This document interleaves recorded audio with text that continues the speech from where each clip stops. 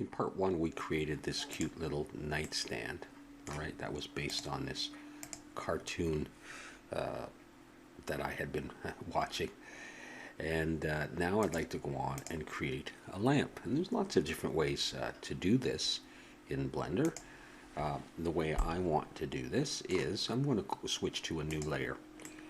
And in case the 3D cursor happens to be moved around, we're going to go Shift-C. We're going to bring it right back to the center. I'm going to press 1 to look from front view and make sure that we hit 5. So we're in orthographic view looking straight on. So we're going to model this lamp on a new layer here.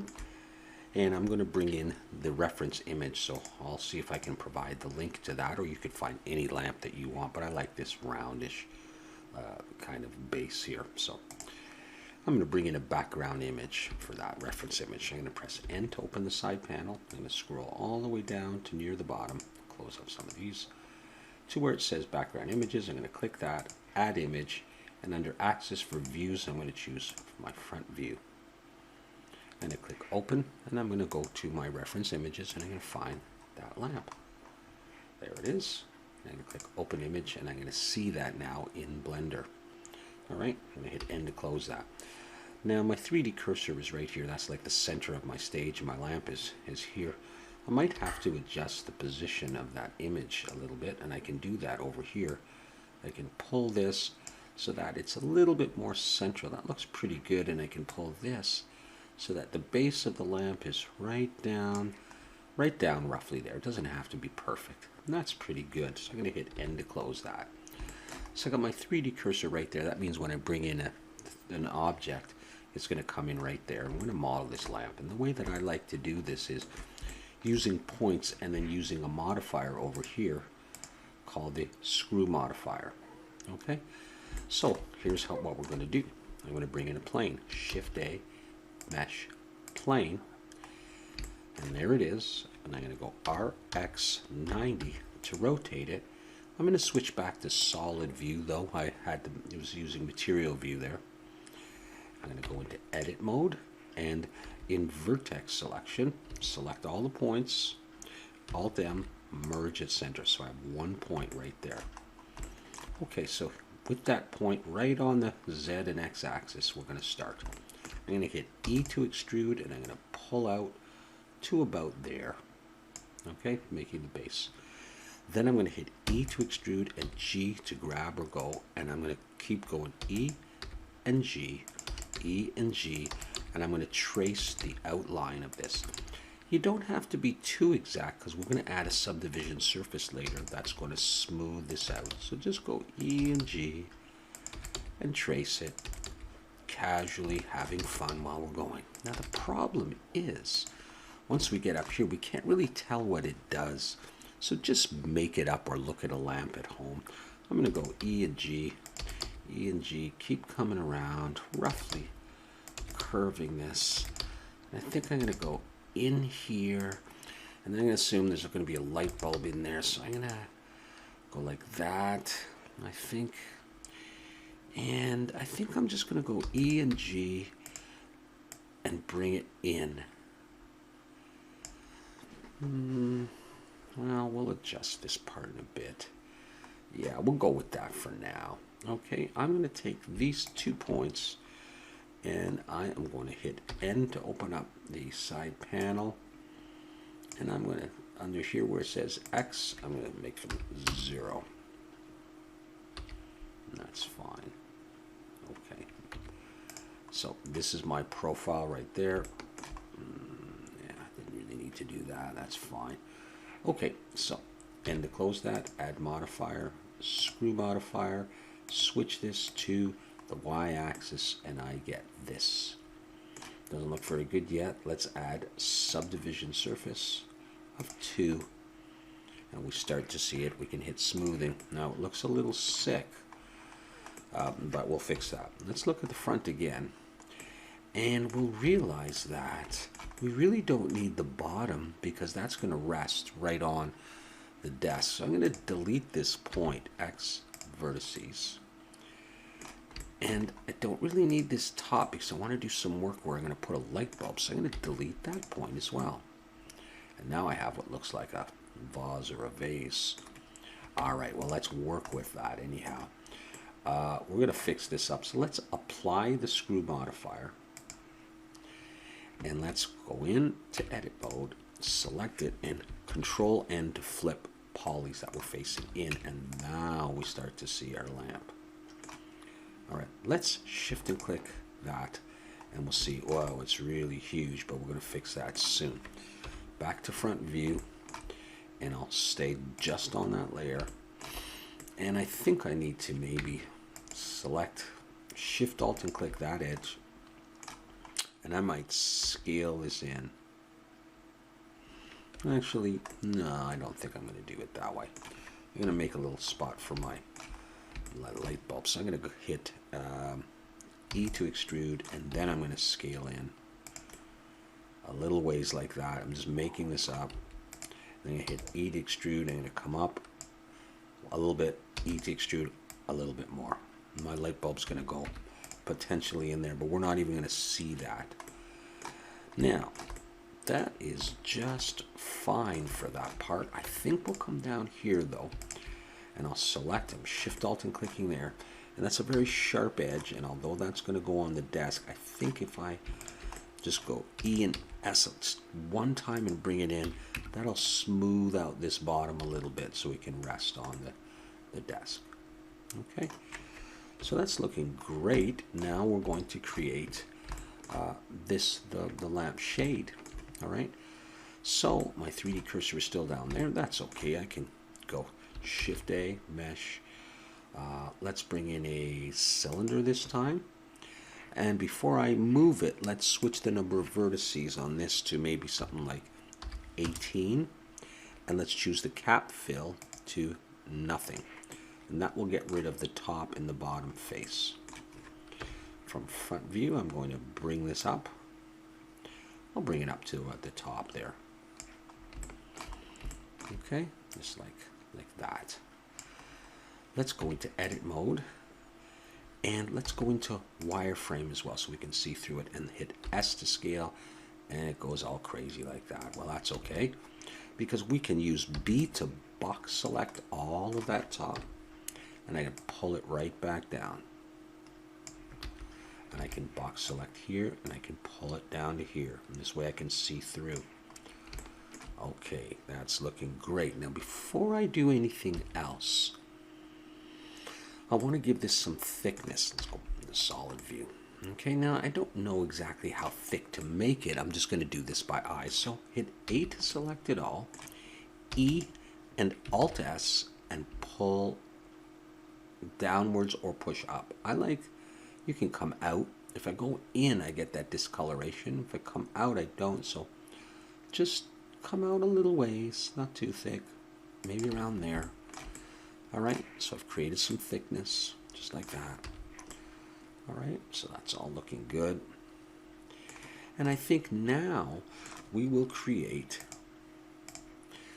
this little region. Just make it a little thicker there and a little thicker there, okay? The way we'll do that is using edge loops. So I'm gonna go Control R, roll my mouse up so I get 2 edge loops, just like that. And I'm gonna switch over to edge selection, and I better deselect and just select, Shift Alt and click just the edges like that. Scale in the Z, that'll just move them up and down equally to near the top and the bottom, just like that. And now we're going to select just these faces on the outside there and there. So I switch to face selection, and the way I'll do that is I'll Shift Alt and click on this line, and that'll get the whole row.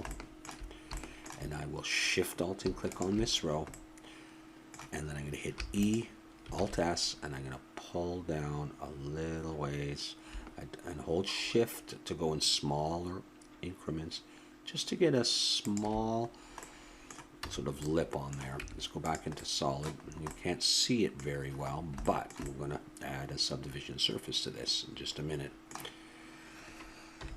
What I could try is taper, and that's a really good thing to use. And I can just do this. I can exaggerate this a little bit and scale it. scale in the Z. I can do all kinds of things like that, and that's going to be just fine. Okay. In solid view, you can see what we've got. I'm going to go ahead and apply that taper. So there. Now let's smooth this subdivision surface. I'm going to go for 2 and smooth. And I have this, and the final thing I'll do is I'll come in here and I'll just make this a little sharper by putting an edge loop, Control R right there. I'll pull it down a little ways.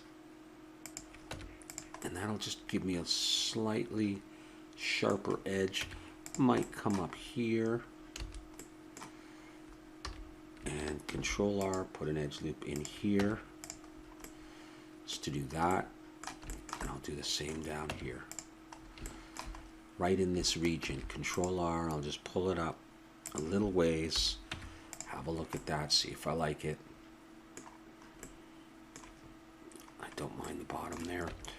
And to get rid of some of this white, I can put an edge loop here. I can bring it down. Let's see how that's done. There we go. And there's our lampshade. Okay. Let's select both of these. Actually, let's hide that background image now. We don't need that anymore. I didn't do a light bulb. I may not need to. Let's select both of those, and let's go M to move them back to the first layer. And let's hit S to scale. We are in object mode, but that's okay. Like that. Let's bring it down until we get the size we want. Press the period key to zoom in. And a little bit smaller. Rest it right on top.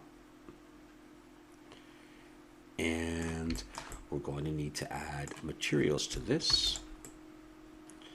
So let's see about bringing in that image. Let's bring in the image of the lamp this time. Yeah. Switch this to UV image editor. Image. Open. Where's that lamp? Maybe we want those colors. I don't know. So there they are. Let's select the base of the lamp. Come over to the Material tab. And click New. We'll call this Lamp Base. Just leave it as diffuse under color. Use the eyedropper and try the red. Let's switch to material so we can see it. Okay, not bad so far. If I don't like that red, I might. Let's try that. No. I think I didn't mind that red. We'll go with that for now. And let's do this part. Click New. I'll call it Shade.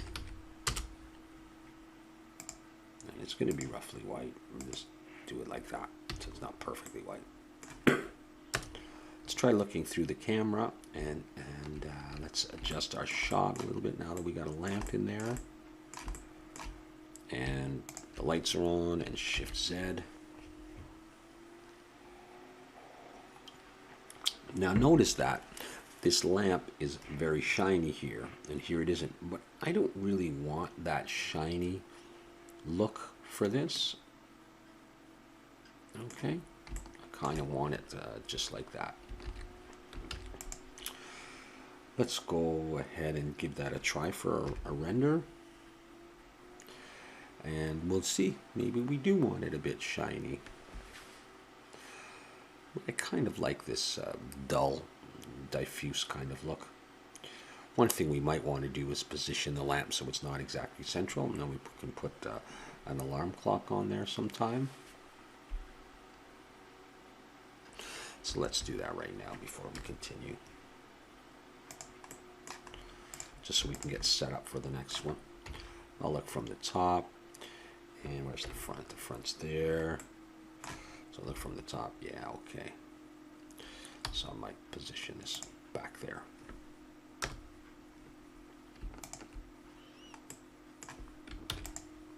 Let's see if I like that position.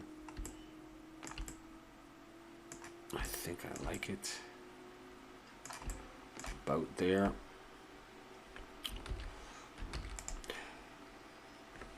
Okay.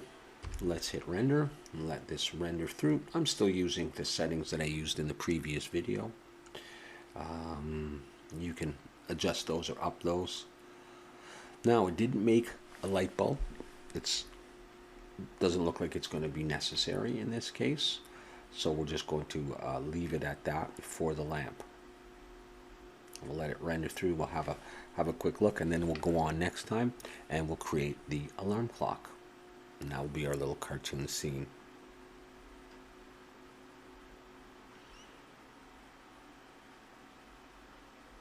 Yeah. You might want to adjust the position and the colors of the lights, but yeah, it's looking cute. Still pretty low poly, and a lot of fun to create. Once your scene has rendered, you want to save this image. Just come down to Image, Save as Image, choose where you want this, and I guess it defaults to a PNG, and that's good. And we can save that image, and we are all set to go. So we'll see you in the next part.